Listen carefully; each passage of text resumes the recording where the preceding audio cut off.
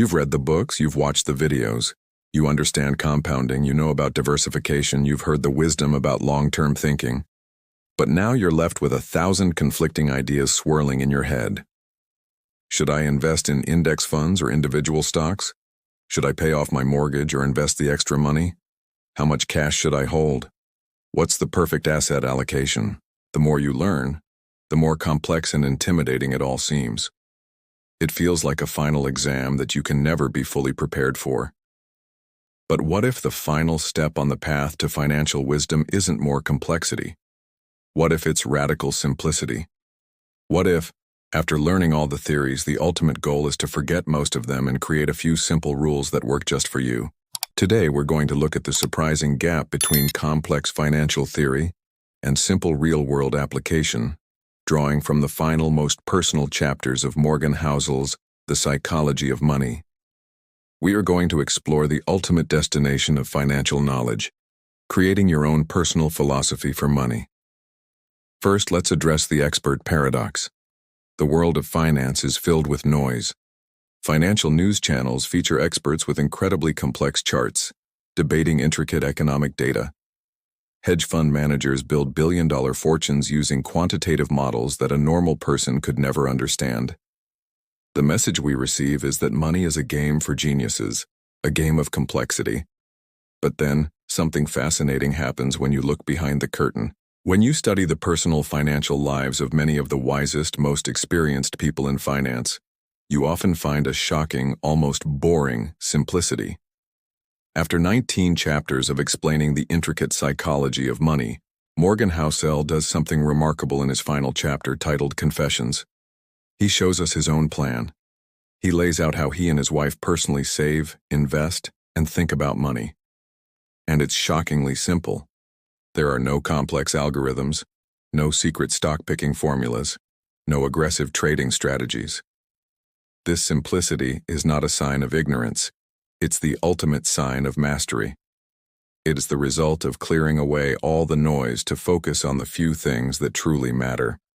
Let's deconstruct some of the principles behind his approach, because they are a masterclass in financial wisdom. First, Housel's philosophy is built on a foundation of humility. He and his wife save a lot of money. He admits that they save a percentage of their income that might seem unreasonable. Why? Not because they have a specific goal for that money, but because, and this is the key, he is humble about the future. He knows that the world is unpredictable. He knows that risk is real and luck plays a huge role. A high savings rate is not just for accumulating wealth. It's a defense against a future that is inherently unknowable. It buys resilience. It buys the ability to survive surprises. He prioritizes not going broke over getting the absolute highest return. Second, his investment strategy is the definition of simplicity and patience. He invests his family's money in simple, low-cost index funds. That's it. Why would a financial expert, who knows all the intricate details of the market, choose such a boring strategy? Because he understands his own psychology. He knows that the most important factor for long-term success is behavior. A simple strategy is an easy strategy to stick with for decades, through all the market's manias and panics. He is not trying to be a rational robot who can perfectly time the market. He is being a reasonable human who knows the biggest risk is his own temptation to tinker and make mistakes. Third, his major financial decisions are driven by psychological value, not just financial optimization. He tells us they paid off their mortgage, even though a spreadsheet would clearly show that they could have earned a higher return by investing that money in the stock market instead. Why would he do this suboptimal thing? Because for him, the psychological dividend of owning his home outright, the feeling of freedom, of independence, of knowing that this part of his life was secure no matter what, was more valuable than the potential extra financial return. He solved for sleep. He chose the decision that let him feel at peace. The lesson here is not to copy Morgan Housel's exact financial plan. The lesson is to admire the principles behind it.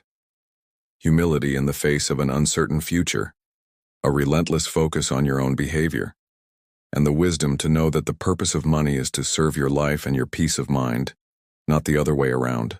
The ultimate goal of all your financial learning isn't to find a guru with a perfect universal formula to follow. It's to gather enough wisdom to build your own simple, effective, personal formula. So, how do you do that? How do you create your own financial rules?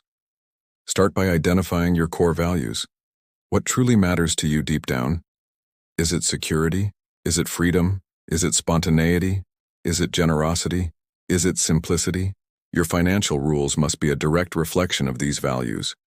If your deepest value is security, then a high-risk, aggressive investment strategy will make you miserable, no matter how high the potential returns. Next, acknowledge your own psychology. Be brutally honest with yourself. Are you prone to panic when the market drops? Do you get easily swept up in FOMO when you see others getting rich? Are you overconfident and likely to take foolish risks?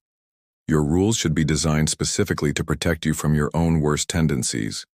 If you know you panic sell, one of your rules might be, I will not look at my portfolio during a market correction. Finally, write them down. Create a short, simple, personal finance manifesto.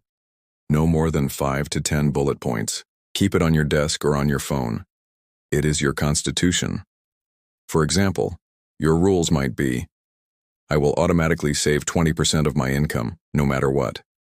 My long-term investments will be in simple, diversified index funds.